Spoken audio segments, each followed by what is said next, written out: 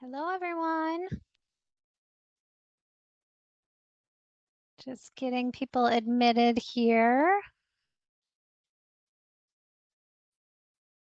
We will start in just a second.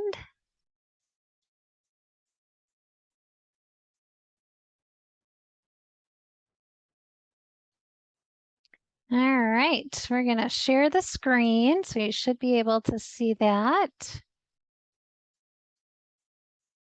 All right. I hope that everybody had a good couple of weeks since the last time we chatted on a Monday. And hopefully you're having a good day today. So we will get into it. A few questions came in. All right. The first question here is the first one's regarding vitamin C. So this person is ultimately asking somebody that they spoke with. Okay, I think that the screen just shared. I just got a little pop-up. So hopefully you guys can see everything and hear me. I don't think I'm muted. I think everything should be working. Send me a chat if something is off. Okay, so vitamin C. She was taking her daughter somewhere for allergies, and the practitioner there told her that most vitamin C is sourced from corn. And that is true. Most synthetic vitamin C that you would buy, at Target or Walmart or something is sourced from GMO corn. So it is synthetic. So that is true. And she says she has two different forms. One is ascorbic acid, rose hips, and then it's got some fillers and magnesium. The other one is made from organic acerola extract, organic tart cherry, and a number of whole foods ingredients making up this supplement for natural vitamin C. So ultimately, she's asking, do I need to be concerned with what is in these products or where they're sourced from? Is it important to just get the vitamin C, not sure about getting enough from food alone. So sourcing is important, and it depends on, what you're striving for. There's kind of more of a side of perfection, and then there's, just convenience. So ascorbic acid, which is the synthetic form, we do have some vitamin C products on our shelves that we sell that are made from ascorbic acid. So ultimately, it's not the best source, but it is a source of vitamin C. It would be best if we're looking for perfection or what is better to get vitamin C from whole food sources. So if I had to pick option one or two of what you've presented, I would pick option two, the whole foods based vitamin C, the one that is not ascorbic acid. So, um, and certainly it's not a horrible thing to take ascorbic acid. Like I said, we do have some products that use ascorbic acid. So just getting vitamin C is a good thing. If you're on it kind of long term as a daily thing, then I certainly would try to get the version that is more whole foods based. If you're taking it short term because you have, onset of cold-like symptoms, then whatever you have, if it's ascorbic acid, just take it. It's not going to, not going to harm you, but just long term. And if you're taking it longer term, then I would try to choose a more organic, whole foods based product. I put a picture of this Camu Camu powder up because this is also very high in vitamin C. And you can add this to smoothies. Obviously, as a powder, 1 teaspoon has 760% of the recommended daily allowance for vitamin C. So you certainly can use this source. And if you're using, this second vitamin here, other whole food sources, you're getting plenty of vitamin C to help boost the immune system. So that is what I would prefer over that first option. The next question has to do with sauerkraut. This was recommended for Tim. She's been buying the type in the bag for fermentation, but it does contain sodium benzenate and sodium bisulfite for preservatives. Is this okay? So some preservatives, are okay. These two do happen to be on a little bit of the list of less okay. They're not great. You know, it depends on how often he's eating it. And if, again, we're trying to, you know, be conscious of ingredients and choose better options, then this sauerkraut would be a better option. So this is called Wild Brine, and I've highlighted the website here. You certainly can order it off the website, wildbrine.com. Otherwise, if you have a Costco near you, they sell it at Costco, you know, so you can get it there as well. But this is just an organic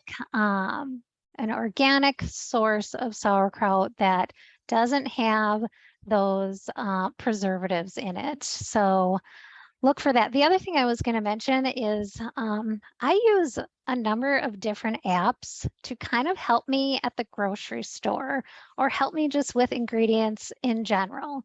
So I certainly don't know all of the additives or things on an ingredient list that are not good for you.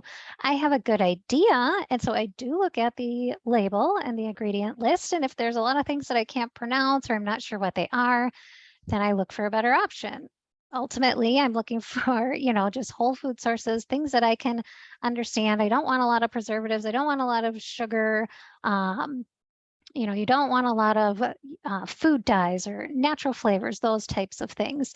Now, nobody is perfect, and certainly we all have times where we reach for convenience foods and they might, you know, not have the greatest list of ingredients. But to help me when I am at the grocery store, I use an app called Bobby Approved.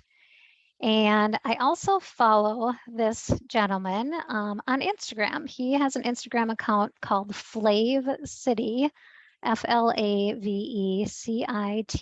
And I have learned a lot from him just about ingredients in general, things to look for.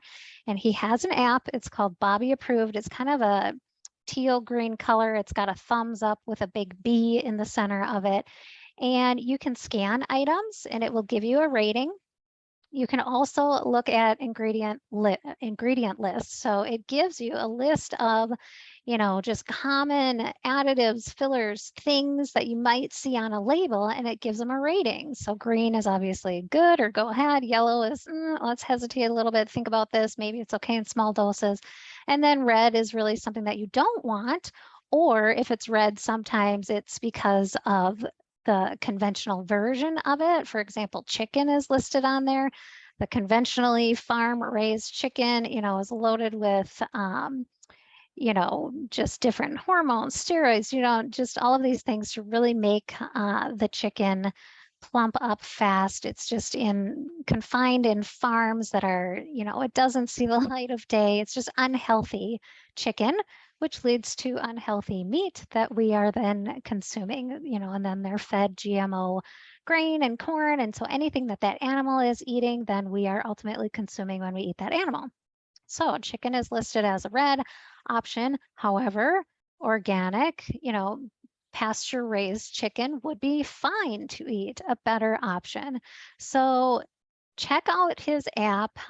It goes through different stores, so common stores, and he has, you know, the best things that you can find in those stores: Trader Joe's, Costco, Aldi, you know, Whole Foods. So it gives you an idea of some examples of good things to buy at these stores. You can scan a barcode and see if it's in his database, and if it gives you a rating, then you can look at that ingredient list that I talked about of, you know, just common things that you might find on a label, and you can just educate yourself. And again, nobody is perfect. I certainly am not perfect, but with a little bit of education, you can find better, healthier options. He also has a cookbook, so he's just great to follow. Again, I've learned a lot from him.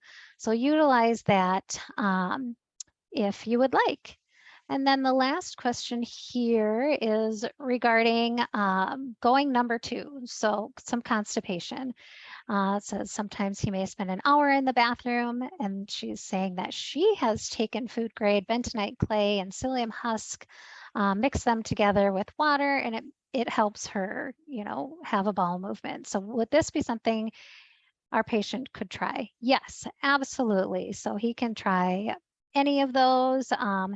There is the section in your binder in the gut health section that does go through constipation. And so we have a list of things that you can try.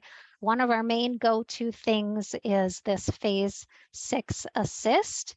So this is our private label of Super Aloe. So some of you may have Super Aloe 250 that you're using. So this is just our private label version of that. And that is kind of our #1 go-to supplement anytime somebody is struggling with constipation. So you would just take 1 capsule at night before bed, and this really provides some great relief for constipation. And then certainly moving, staying hydrated, eating fiber. You may also be taking the Sun Spectrum or the SBI Protect. Those things can help as well. So just try different things. And certainly these things that you mentioned can be a great support as well. All right, the next question here. Can you explain the role of our liaison? I'm not always sure where to go with questions and concerns besides the Zoom calls. So yes, so the role of the liaison is kind of a fluid role, meaning it has evolved. It's a little bit changed. So depending on when you started with us, you may have had more of a one-on-one with your liaison, whether it was myself or Ashley, where you're working through everything with that person specifically. And in the last handful of months, we've kind of evolved the role of the liaison, and really everything that we do here as a clinic. So we're taking more of a team approach. So you might not be assigned a specific individual liaison. So we're all hands on deck, everybody at the clinic. So we're all helping with Rife, we're helping with getting onto the membership site, helping with the binder, genetics, and all of these pieces. But the main way that you are going to get your questions answered is the Zoom calls. So we have the binder review. So questions regarding the binder are to be asked on that Zoom call. Rife questions on the Rife Zoom call, genetic questions on the genetic Zoom call, and then you have 2 opportunities per week. So the Monday Q&A and then the Wednesday with Dr. Connors to answer other questions. The liaison, you certainly can email either myself or Ashley if you have a clarification question regarding, supplements or, a specific diet question. I forget, can I have this? Can I not have this? And that would be appropriate for the Zoom call as well, because everybody might have, we get a lot of nutrition and diet questions. So any question that an individual has regarding that can be helpful for everyone. So the goal of the Zoom calls is really to be a service and help to everyone in this kind of educational setting. We've had to kind of change our approach a little bit just because we have been contacted by the Minnesota board. Some of you have known that. Dr. Connors has mentioned that before. And in order to kind of keep practicing what we're doing, continue our mission to help serve as many people as possible, we have to kind of take this more educational approach versus one-on-one individual care. So Zoom calls, #1 way to get your questions answered. And again, you have all of these opportunities to jump on a couple times a week. So any question, there's nothing that is off limits. If you do want to speak with Dr. Connors or myself individually about something specific and you just want that personal contact, then call the clinic and get on the schedule for that.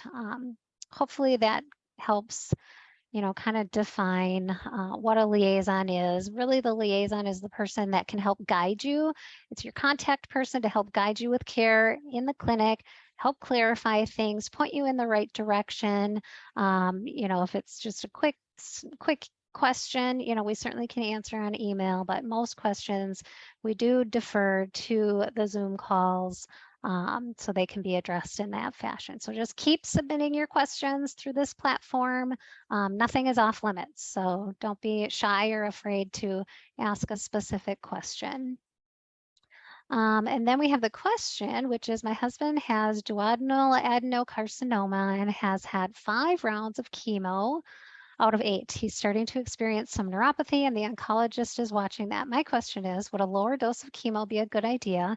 And if so, in your opinion, what percentage would still be helpful? So unfortunately, that's asking for medical advice. And so we can't answer the question, would a lower dose of chemo be a good idea? I don't know for this person individually. You know, it's really a conversation that you have to have with the oncologist, and together with the oncologist make that decision. Now, certainly from a large scale concept approach, yes, chemo is what is inducing this neuropathy. And so potentially a lower dose of chemo would lessen the effect of the neuropathy. Now, what it's going to do to the, you know, for cancer purposes, again, you have to discuss that with your oncologist. Maybe it's a good idea.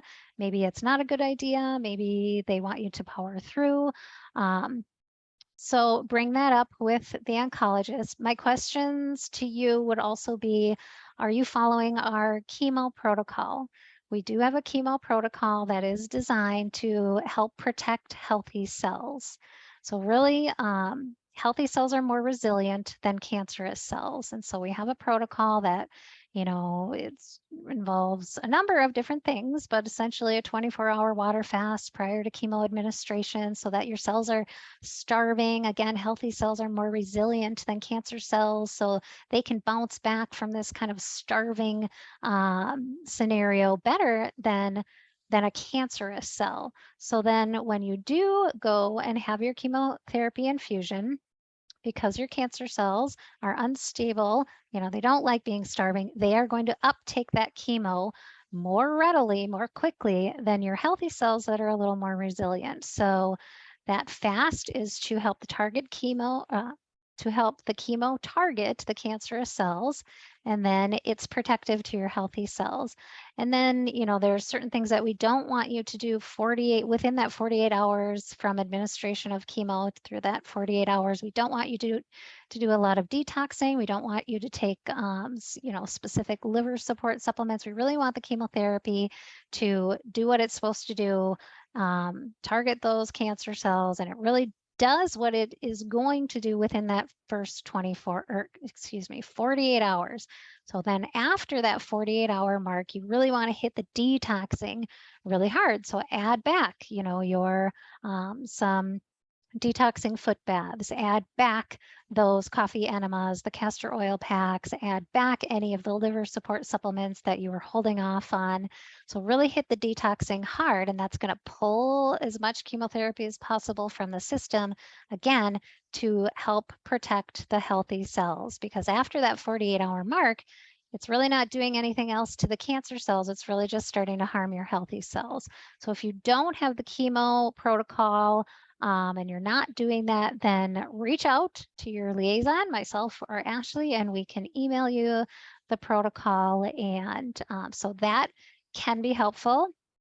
And then Dr. Connors has a blog post regarding chemo-induced neuropathy. So you might want to check that out. So if you just do a search from our website, you know, chemo and neuropathy, or just search neuropathy, and you can find information that could be helpful. And then these are some of the things that you can choose to do, you know, to help offset, you know, the chemotherapy and the neuropathy. So be encouraged that you can rebuild nerve pathways, you know, so if you're struggling with this, it can be reversed. Again, you know, here's an image of the foot bath. So do your foot bath detoxing sessions. Your programs that we created for you as far as the foot bath is concerned really are targeting your cancer. So they're cancer fighting frequencies. So I would look in the general Ion ProWave folder and look for some detoxing ones to help after that 48-hour mark of the chemo infusion. So look for detoxing foot bath programs that you can run. This is a rebuilder. So this is a therapy. It is available on our website. This is something that does help stimulate nerve pathways. So stimulate with frequencies, specific nerve pathways to help rebuild them. So we use it in a tub, so it's filled with water. There's little frequency generators that are going into the tub. It is different than the Ion Pro Wave, but this is a tool that you can definitely use to help rebuild the nerve pathways. This is specifically designed and tested for neuropathy. So that can be a great therapy. You can look that up on our website. This is a small image of the PEMF machine. So the PEMF machine can be a great support as well. It's, ultimately pulsed electromagnetic field therapy. So it works to help with cellular health. It's basically a form of cellular exercise.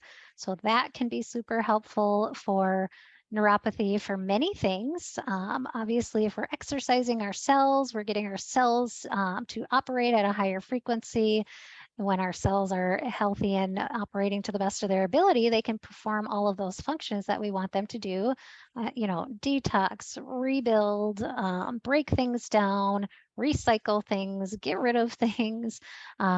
And so the PEMF machine can help rebuild nerve pathways.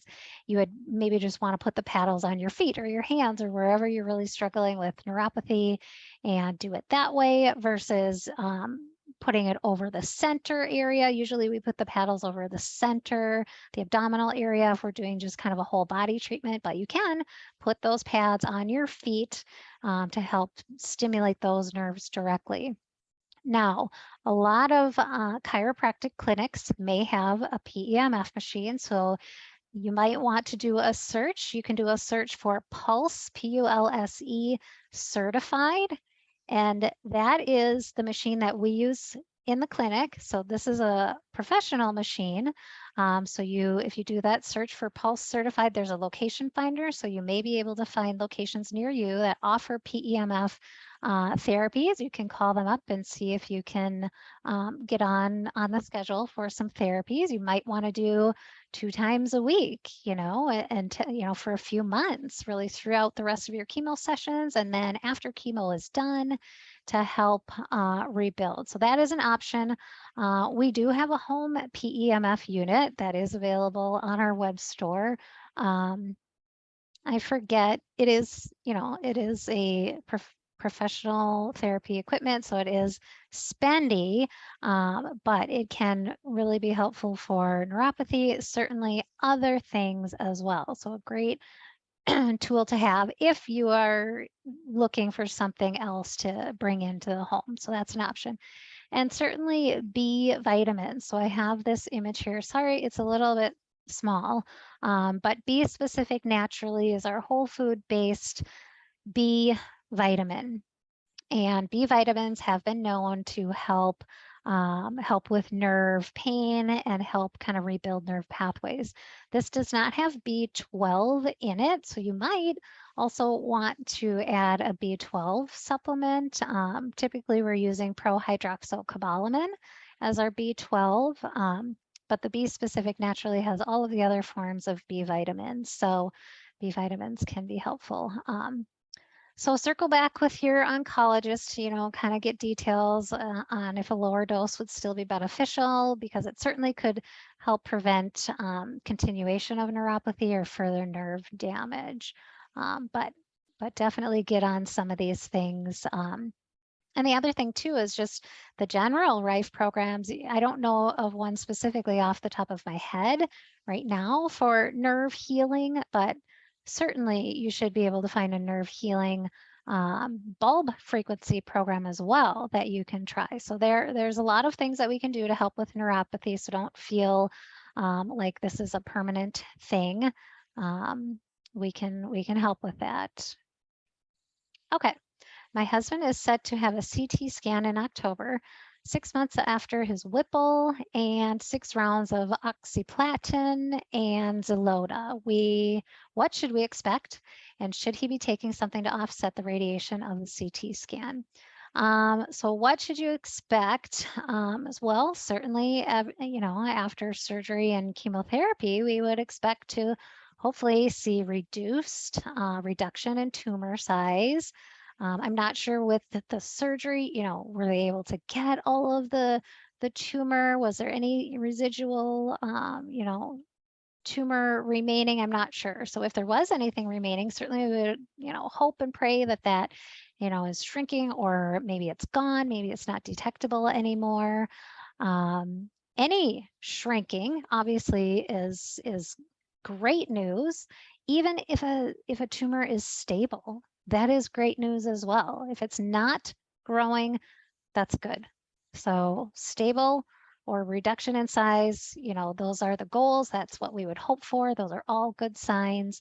If it is continuing to grow, then, obviously revisit with your oncologist what the next steps would be as far as um, you know, anything conventional, but certainly let us know of the results as well, and we can certainly help guide you, obviously, with everything possible within the natural realm, within our scope of practice. We can retest supplements, we can,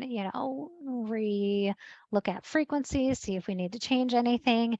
And yes, absolutely, he should be taking the radiation homeopathic droppers to help pull the radiation from the tissue. He can start that, a few days to a week before the CT scan. And then I would just continue until that bottle is gone. So there's instructions on the bottle, how to take it. I believe it's 3 drops 2 times a day. It is a homeopathic dropper. So you do want to make sure you're taking that away from food. You don't want any mint, spearmint, coffee. So some of these food items that can have a higher energy or a higher frequency that may interrupt or distract from the homeopathic dropper. So anytime you're using a homeopathic therapy, you want to do it on an empty stomach. And again, that's the radiation homeopathic dropper. So you can just search for that on our store, and I would definitely start him on that. All right, next question. Have you ever heard of Enterade, a medical drink to help relieve the effects of chemo? If so, have you heard of people finding relief using it? I've not heard of this specific product, so I am not familiar with it, and I don't know of anybody who has used it or found relief. So I apologize. Maybe Dr. Connors has heard of it. Certainly you could ask on the Wednesday Zoom call. My thoughts on this are a medical drink.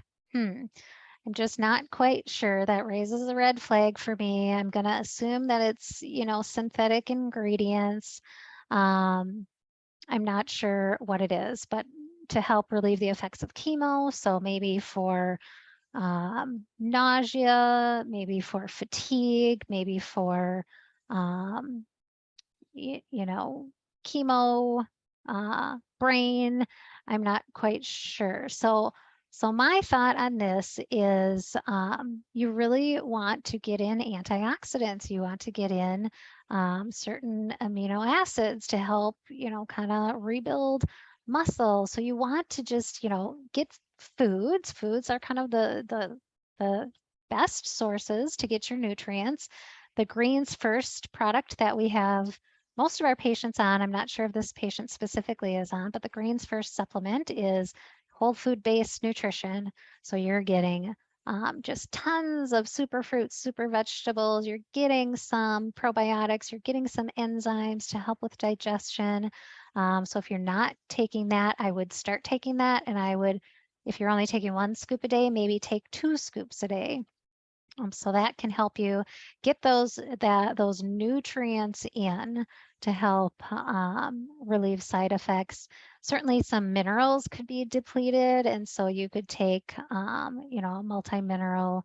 We use Multi-Min Plus, and that's the best form. So when we're talking about minerals, we need to make sure we're paying attention to the form, because there are some forms that are not so great for the body. We want forms that are bound to specific substances the way that nature, you would find them in nature, because that's the way that your body recognizes them and can utilize them appropriately. So our Multi-Mins Plus are the multi-minerals in that correct form.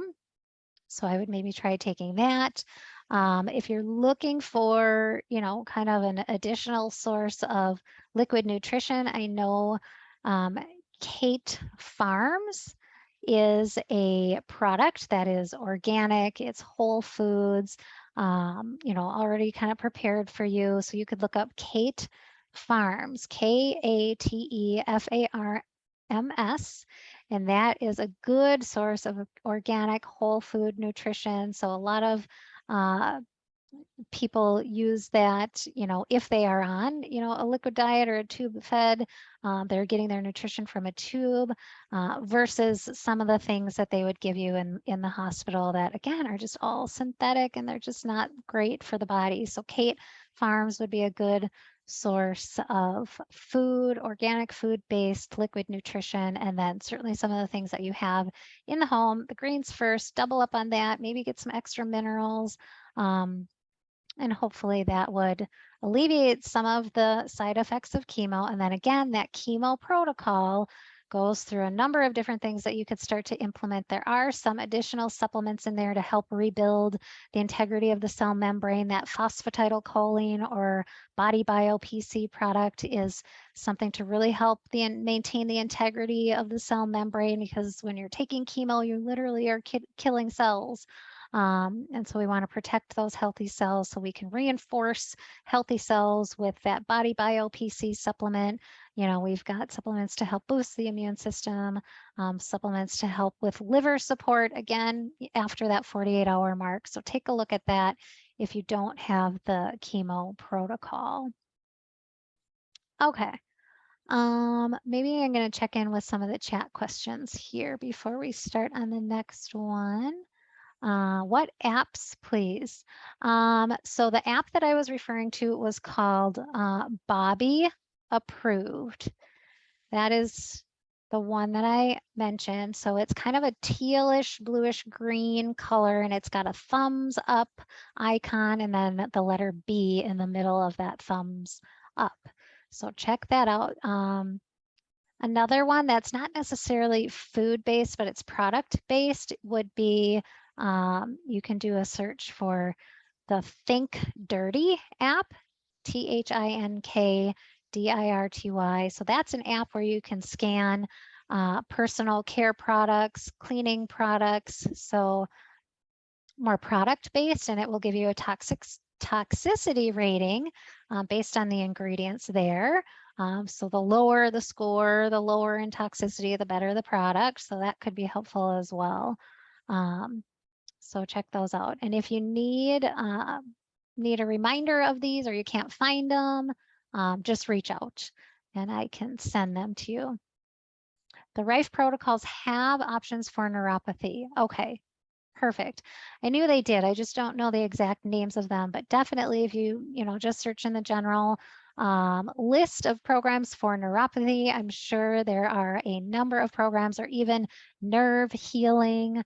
There is a program called Accelerated Healing that's in the normalizing frequencies folder, and that could be helpful too.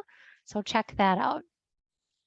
All right, and then another, let's see, since the Navarro HCG tests are on hold due to supply shortages, besides CT scans, etc., are there other ways to test cancer progressions, regressions? So tumor marker tests. So I would do the blood tests, definitely. And sometimes, people can have a cancer diagnosis and tumor markers for that specific cancer may not be elevated. So there's no one perfect test, but there's just a number of different tests that might be wise to kind of try to track in a number of different ways.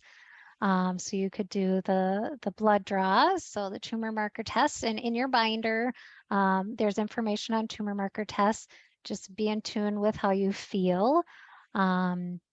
Certainly if there's symptoms, depletion in energy, depletion in appetite, constipation, pain, you know, fatigue, inability to sleep, you know, stress, just fear, you know, all of these things are signs. And so pay attention to just your physical symptoms and check in with us. You know, we can help with some of those. We can certainly do a retesting with the cheek swab. We can do a reassessment.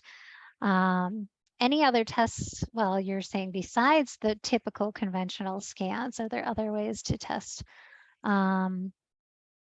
There is a scan that is called, I believe it's called Prenuvo, but I don't know that it's really nationwide. I know that they, and I haven't checked on it in a number of months, but they do have a scan. So it's basically an MRI. It's like an MRI equipment that they're using, but they're not using that same technology. And if you do a search for it, you know, there's no radiation, it's not harmful, but it can give you a look either full body or in an individual area. So Prenuvo, Prenu, I believe it's Nuvo. You can look for that. I know they have places in California and they have places in Minnesota. So Minneapolis actually has a place. They are spendy though. The drawback is that they are spendy, but sometimes you're a person that you just need data. And so maybe it's worth it for you. I think a full body scan, you know, a number of months ago was $2,500, but it's an option, so not harmful to the body, but you do have to be lying still. So it is like an MRI, lying still for, you know, 45 minutes to an hour. But you can check that out. Other than that, and I don't know of any other, you know, kind of non-toxic, non-invasive ways. If you can do ultrasound, if you have a tumor that can be, you know, kind of checked based on ultrasound to see size, and ultrasound is not harmful, so you can check that out. CAFL frequency 6019 and 6020 are helpful for nerve disorders and neuropathy and nerve healing. So this is in, I don't know if this was chatted to everyone or it might have just been to me. It looks like it was to me. Let me see if I can copy this and paste it so you guys can see this. So just kind of a source for some additional nerve help. So you can take a screenshot of that. CAFL frequency, the number 6019 and 6020 are helpful for nerve disorders and neuropathy and nerve healing. And then here's a URL you can check out, pulsedfrequency.com, frequency-lists. So you can screenshot that and you can do a little search for that. So thank you for posting that. Hopefully that can be helpful for people. In our case, Patricia has no symptoms. So yes, sometimes it's hard to track based on symptoms because, you didn't even have any symptoms when you went in and suddenly came out with a cancer diagnosis. So yes, that is hard. But if you suddenly have some symptoms, then, you know, then you would know to, all right, we need to pay attention to this. Let's check in. So yes, it can be hard to track when you don't really have symptoms, but I'm glad you don't have symptoms. Nobody wants to have those symptoms. So that's a good thing. Certainly, you know, again, the tumor marker tests, checking in with us to do those reevaluations, you know, ultrasound, and, you know, we just do the best that we can.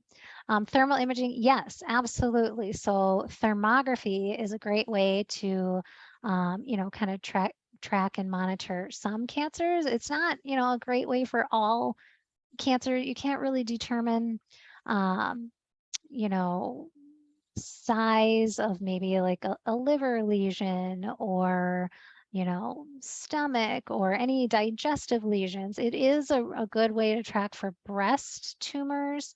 It's really, the thermography is really great for breast scanning, can give you ideas of where there might be inflammation throughout the body. So there's a number of things that thermography is great for, and can be used, you know, as a way to kind of track and measure for breast tumors, but it's not a super great tracking method for all tumors.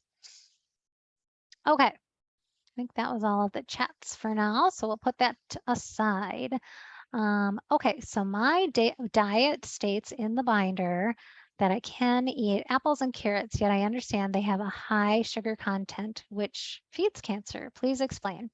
So when you're looking at your binder, we've kind of identified the drivers for each individual's cancer. You know, so this is our thoughts and this is our approach. This doesn't mean, you know, all our testing is foolproof. Now, certainly all cancer is fed by sugar in some fashion, but sugar might not be the main driver for your cancer. So if your main driver is dairy or it's more amino acid based, then you don't have to be as careful with the sugar. We still need to be careful across the board, but if sugar is not your main driving fuel for your cancer, you don't need to be as strict. If sugar is the main fuel, then yes, we need to be more strict. So depending on what we've kind of identified would determine, you know, do I need to be more careful of apples and carrots, or can I ease up on that a little bit? So, and then the bottom line with sugars is also that, you know, we want to avoid the simple sugars, certainly, you know, the cookies, candies, you know, white table sugar, those types of things. But whole fruits and vegetables are going to eventually break down into carbohydrates, which is, you know, a form of sugar. And so that can be used as glucose, you know, to fuel cancer. So, but when we're eating it in a whole food source, we're also getting the fiber, the other nutritional benefits from that food. So that does offset some of that spike that you would get when you're eating, just like, let's say you're juicing carrots and you're juicing apples, so you're not getting that fiber or those other nutrients, you're just getting the juice. That's going to spike the blood sugar higher than when you're eating the whole fruit.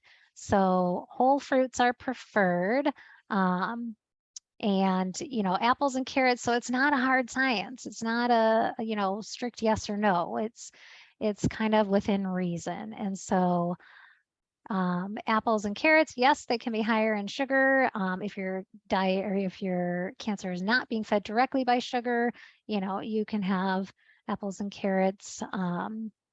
You know, I would say you could have apples and carrots every day. One apple, you know, I wouldn't say eat 3 apples a day, but, you know, a serving. And if your cancer is fueled by sugar, I would say, okay, maybe, you know, 2 or 3 apples a week, and, you know, maybe carrots a couple times a week. Just don't have them daily. Don't be juicing these things. We want to avoid that spike in the blood sugar.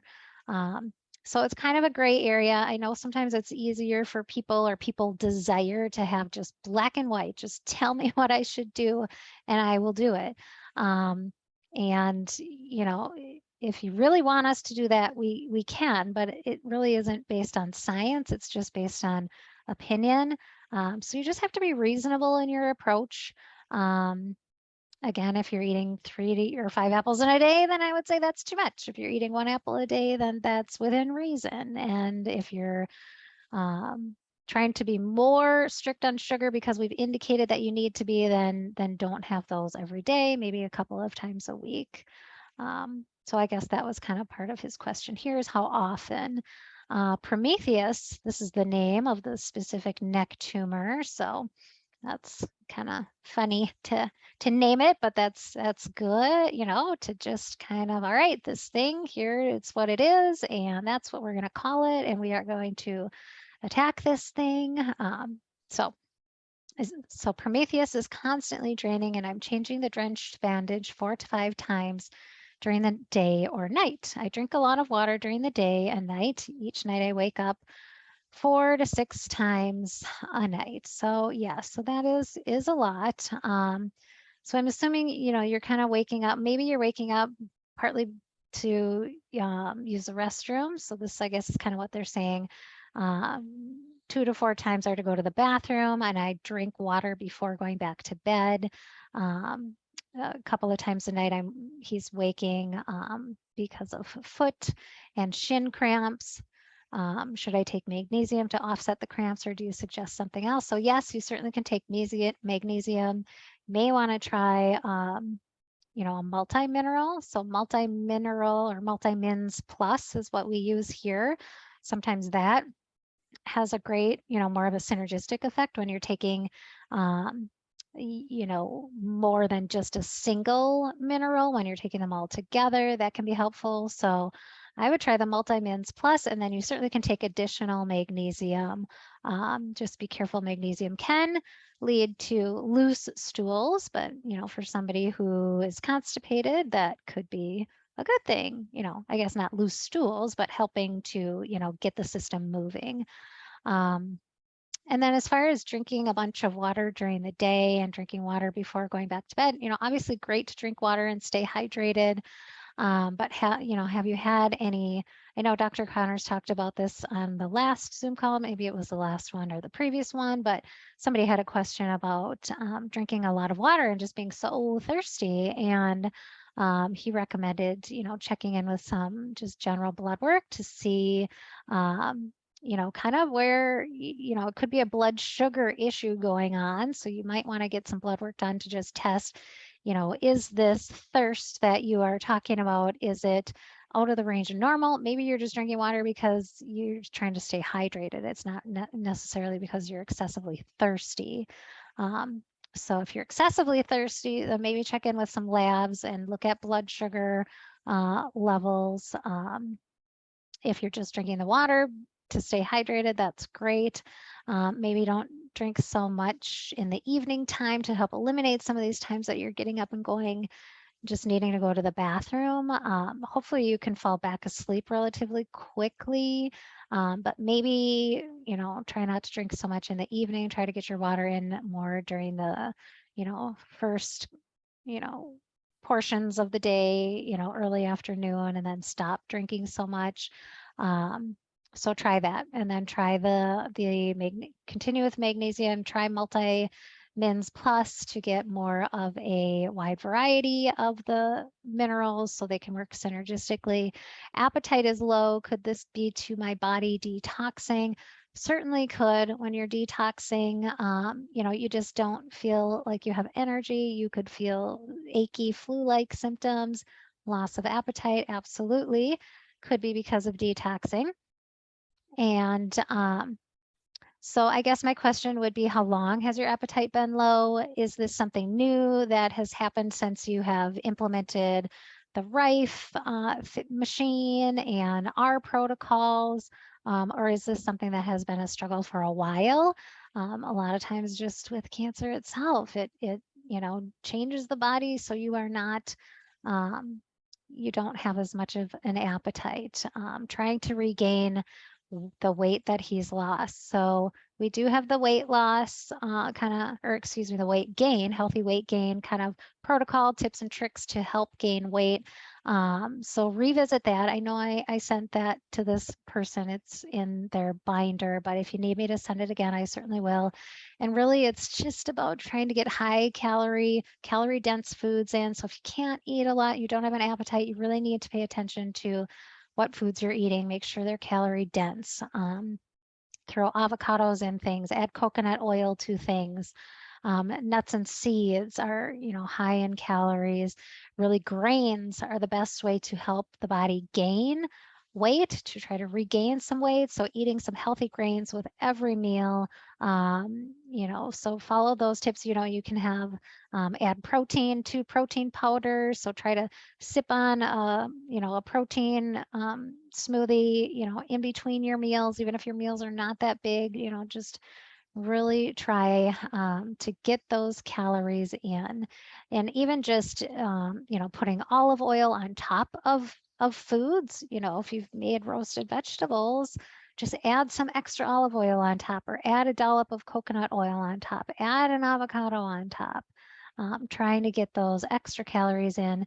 And then, maybe try, I don't know, not everybody can do this, but if you can try to lift some light weights, or even just starting out with your body weight, trying to kind of keep muscles from breaking down, so to maintain muscles or maybe build a little bit of muscle, would be good to maybe could stimulate your appetite, and then maybe can help you, maintain or gain some weight. So lifting some weights, look in the binder for the exercise, the pages on exercise, things that you can do to help with that.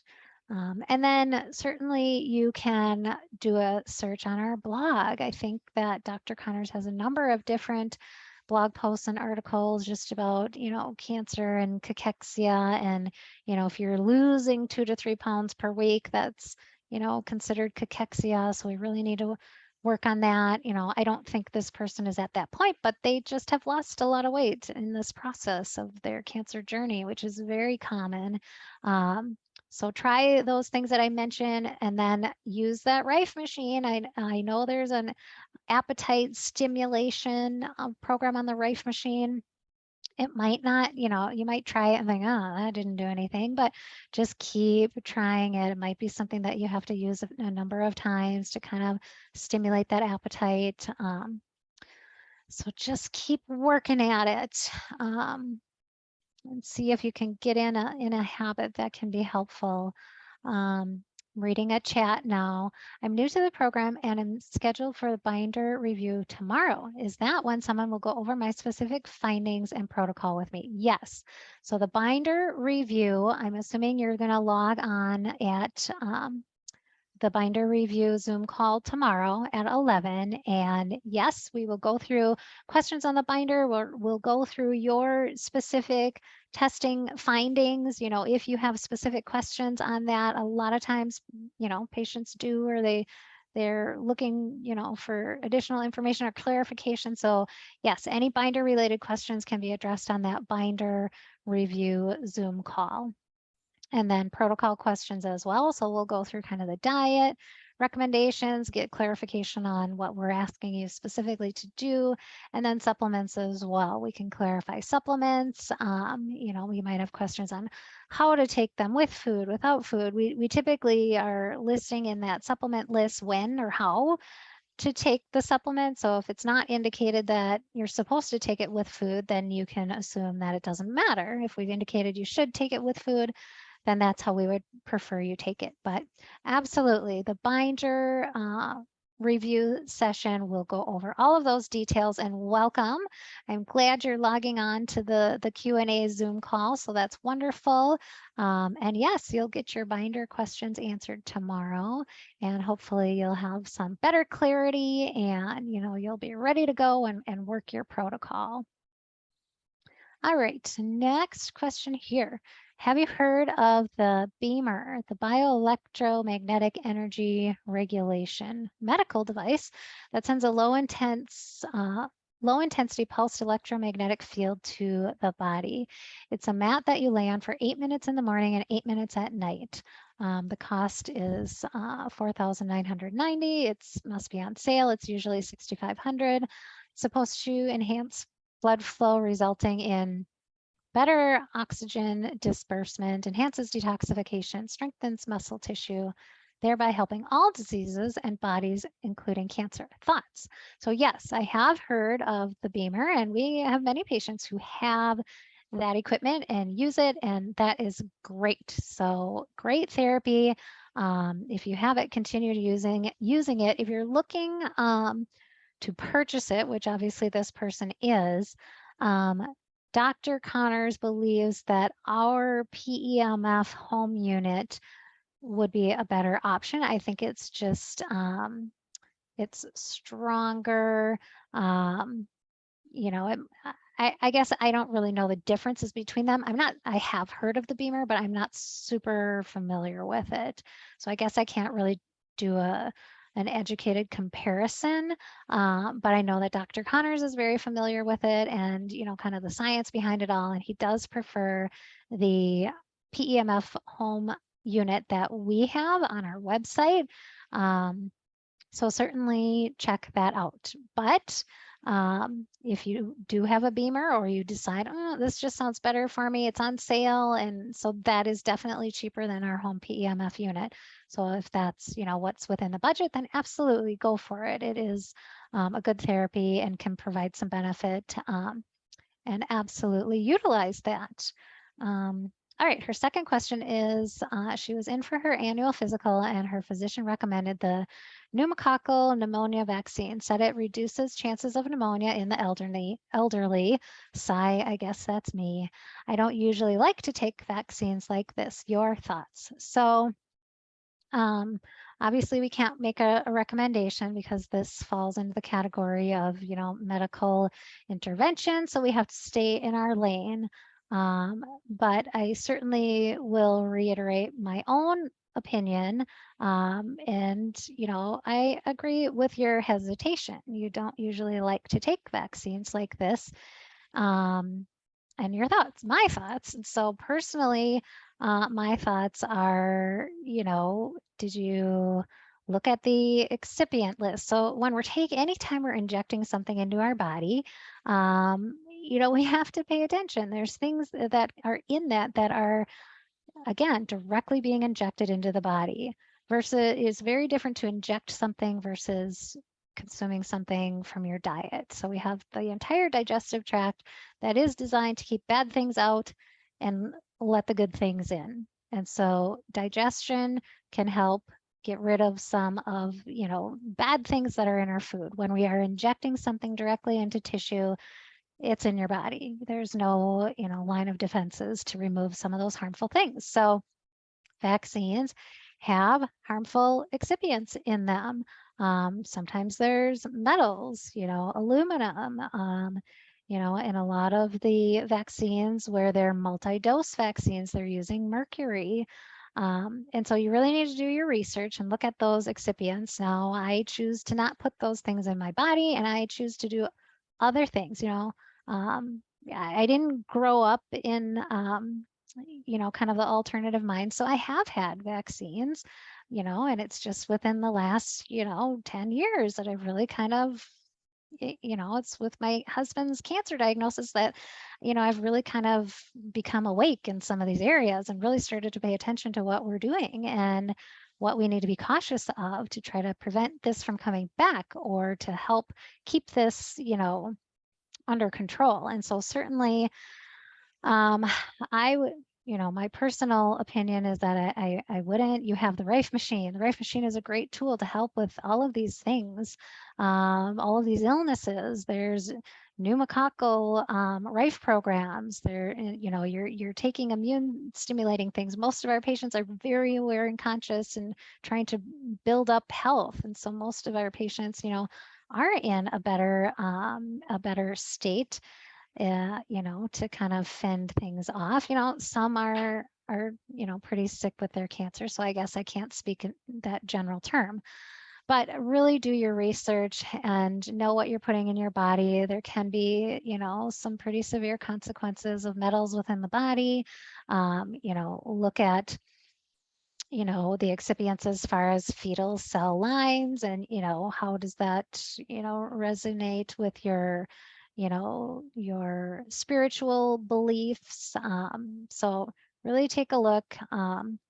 And, you know, I tend to err on the side of your hesitation. And just because a doctor says that it can reduce a chance of something doesn't mean that it's right for you. And so we believe in obviously an individual approach, and no kind of blanket, well, you know, you're at this age, you need to get this vaccine because this is the standard protocol. Well, that's not, it might be fine for some people, but it's not good for everyone. And especially with someone who has had cancer or currently, you know, dealing with cancer, you just have to pay really special attention because you don't want to tax the body more than it's already being burdened.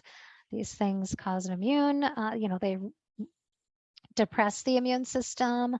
They're just doing things that you might not want. We need the immune system to keep cancer in check.